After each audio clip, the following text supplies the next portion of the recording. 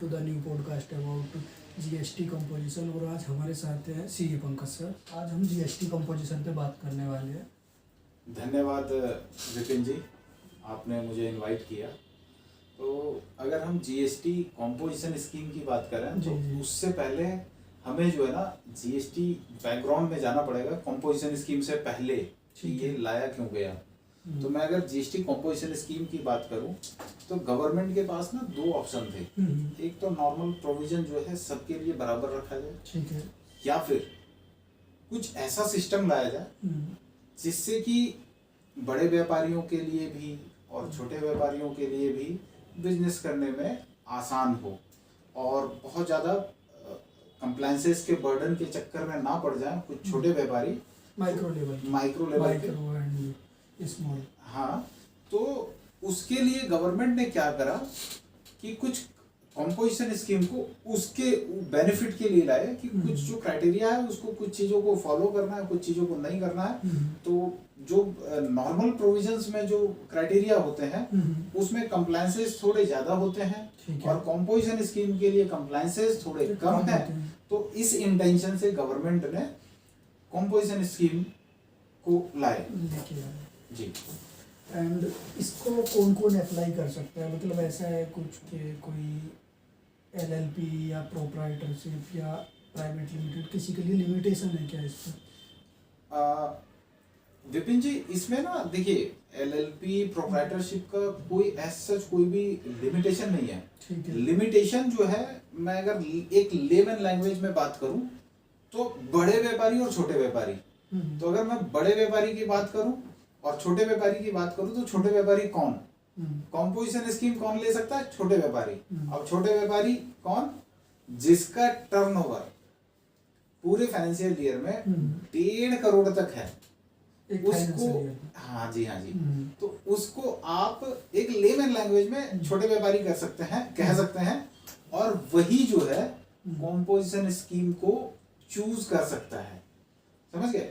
Composition scheme choose करने के benefit और नुकसान क्या है। तो सबसे पहले अगर मैं बेनिफिट की बात करूं तो इसके पहले कंपोजिशन स्कीम से पहले एक बैकग्राउंड में मैं थोड़ी सी बात बताना चाहूंगा कि एक नॉर्मल प्रोविजन में जो जीएसटी रजिस्टर्ड डीलर है उसको क्या क्या करना पड़ता है। तो जो जीएसटी रजिस्टर्ड डीलर है नॉर्मल प्रोविजन में, उनको सबसे पहले क्या है कि जितने भी परचेज किया इनपुट, ठीक है, उसकी अकाउंटिंग करनी पड़ेगी। रेगुलर टैक्स पेयर जो रेगुलर टैक्स पेयर है, ठीक है, और आउटपुट के समय भी टैक्स कैलकुलेट उनकी अकाउंटिंग करनी पड़ेगी। और उससे इनपुट और आउटपुट को मैच करने के बाद में जो एक नेट टैक्स बनता है वो गवर्नमेंट को पे करना पड़ता है। और उनको मंथली बेसिस पे या क्वार्टरली बेसिस पे रेगुलरली रिटर्न फाइल करना पड़ता है। ठीक है ना? तो इसमें क्या है, व्यापारियों को बर्डन ज्यादा हो सकता है। अगर आप छोटे व्यापारी हैं तो हो सकता है कि आपके पास में मैन पावर नहीं हो प्रॉपर, आपके पास में हो सकता है कि फाइनेंस की समस्या हो। आप समझिए कि अगर आप छोटे व्यापारी हैं और आप ही सब कुछ देख रहे हैं, आप ही उसके हेड हैं, आप ही उसके वर्कर हैं, आप ही उसके अकाउंटेंट हैं, तो आपके लिए एक समस्या नहीं लगता कि सारे काम कैसे कर लेगी।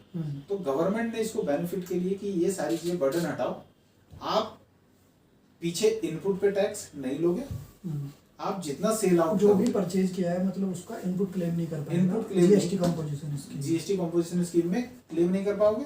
आप जो भी सेल आउट करोगे उसका आप पूरा कैलकुलेशन देख लो कि पूरे क्वार्टर में कितना सेल हुआ, टोटल टर्नओवर कितना हुआ, और उस पे एक सर्टेन रेट ऑफ टैक्स है, उसको आप पे कर दो और आराम से रहो।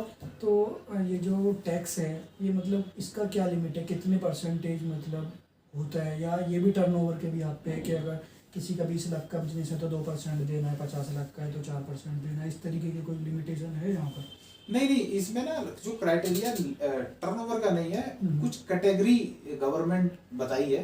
तो जैसे कैटेगरी के बारे में, हाँ, कैटेगरी ये है कि मैन्युफैक्चरर और ट्रेडर है तो वो 1% टैक्स पे कर सकता है अपने टर्नओवर का। क्वार्टरली टर्नओवर मेंटेन होता है तो उस टर्नओवर का 1% है। मैन्युफैक्चरर एंड ट्रेडर्स, ठीक है।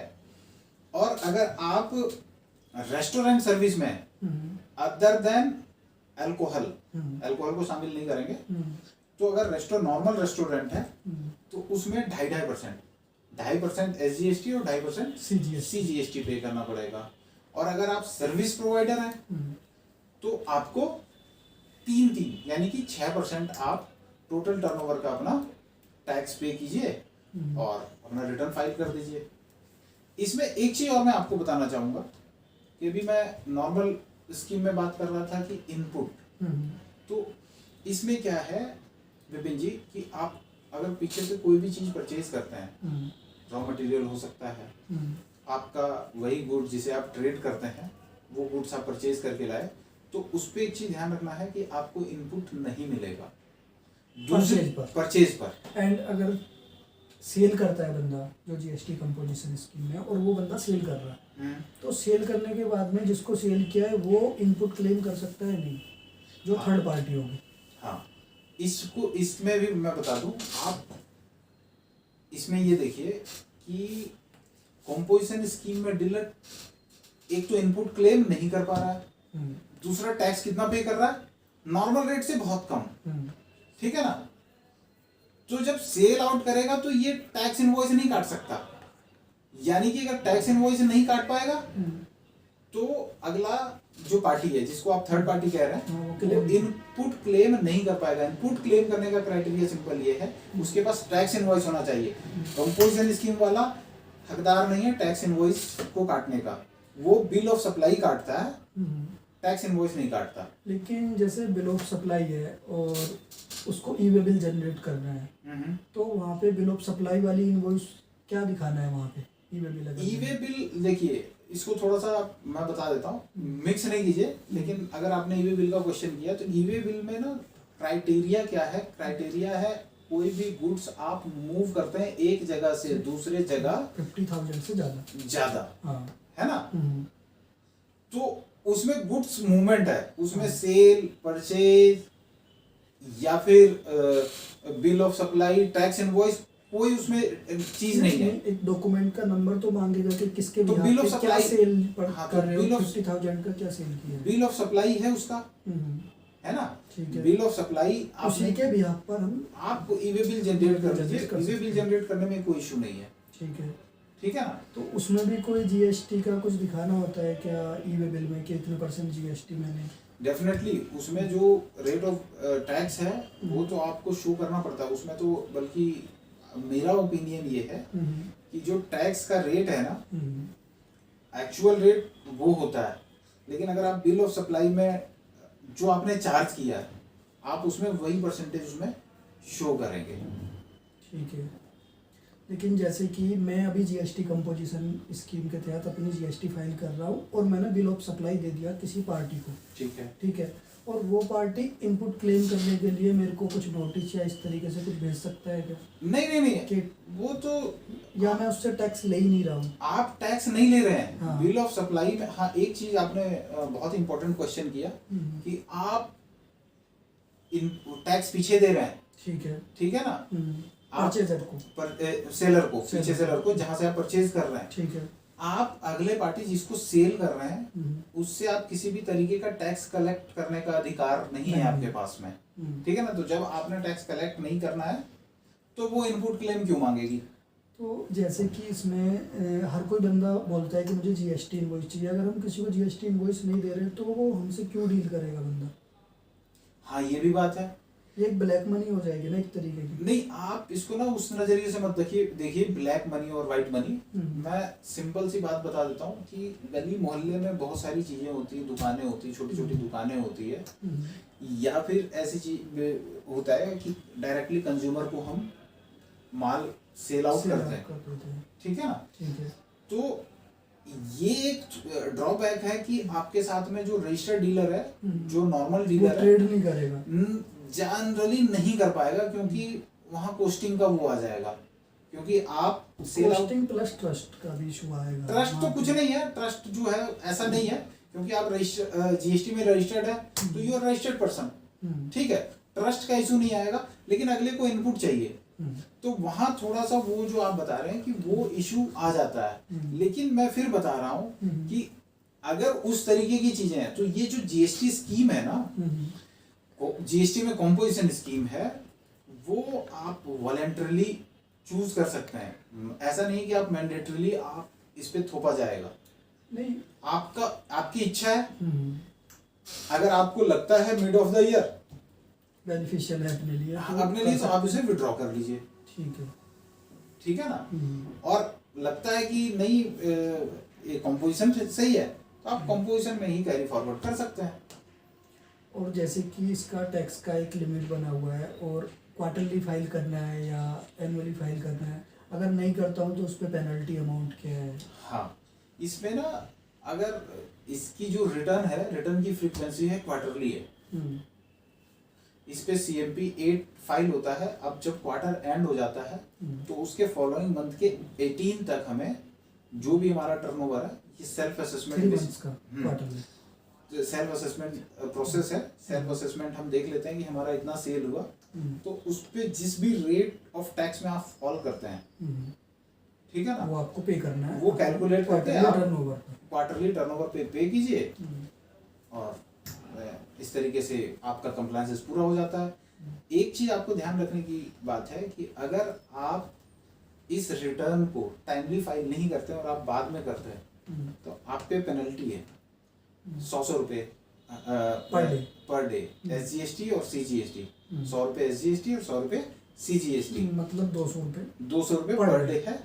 और जो मैक्सिमम लिमिट है वो पेनल्टी लेट फीस हम कहते हैं, तो लेट फीस जो है मैक्सिमम 5000 तक आपका जा सकता है। एक चीज और ध्यान रखना पड़ेगा कि यहाँ तो लेट फीस आपको लगा, अगर 2 सिमिलर पीरियड के लिए आप रिटर्न फाइल नहीं कर पाते हैं तो उधर आप ई-वे बिल भी जनरेट नहीं कर पाएंगे।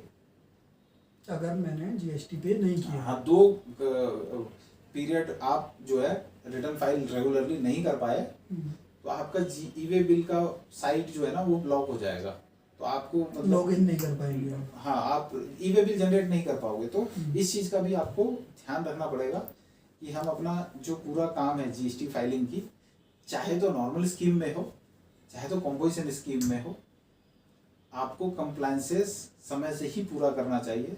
उससे लेट फीस से बचेंगे और हैजल फ्री बिजनेस स्कीम में ध्यान रखना है बंदे को। कॉम्पोजिशन स्कीम में ध्यान रखने के लिए मैं इसमें बस सिंपली यही सजेस्ट करना हाँ, एक चीज है कि आपको 1-2 चीजें जो बड़ी इंपॉर्टेंट बातें हैं कि आपको इस चीज का ध्यान रखना पड़ेगा कि आप इंटरस्टेट मतलब एक स्टेट से दूसरे स्टेट में सेल नहीं कर पाएंगे। परचेज कर सकते हैं, बिल्कुल कर सकते हैं। परचेज करने के लिए कोई मनाही नहीं है, लेकिन आप अगर यूपी में हैं और आप चाहते हैं कि मैं दिल्ली सेल करूं तो you are not eligible to sell in Delhi. इसको इंटरस्टेट कहते हैं। अगर विद इन स्टेट है तो उसको इंटरस्टेट कहते हैं और यू आर वेरी मच उस स्कीम को फॉलो कर सकते हैं। और कुछ ऐसी GST कंपोजिशन से रिलेटेड जो व्यापारी को नहीं करना चाहिए, तो इस तरीके का कुछ ऐसा पॉइंट? सच तो मुझे लगता है कि हमारे डिस्कशन में लगभग प्रोज एंड कॉन्स दोनों कवर ज्यादातर हो गए। फिर भी अगर आपको लगता है तो हमारे जो दर्शक हैं कमेंट सेक्शन में दे सकते हैं और उसका कोशिश करेंगे कि अपने तरीके से कैसे उनकी जो समस्या है उसको रिजॉल्व करेंगे। और फिर ये तो चलता रहेगा। अगर क्वेश्चन आंसर हो तो हम अच्छा भी लगता है तो आगे नई एक वीडियो लेके आते हैं। बिल्कुल बिल्कुल। ठीक है सर, धन्यवाद। Thank you so much.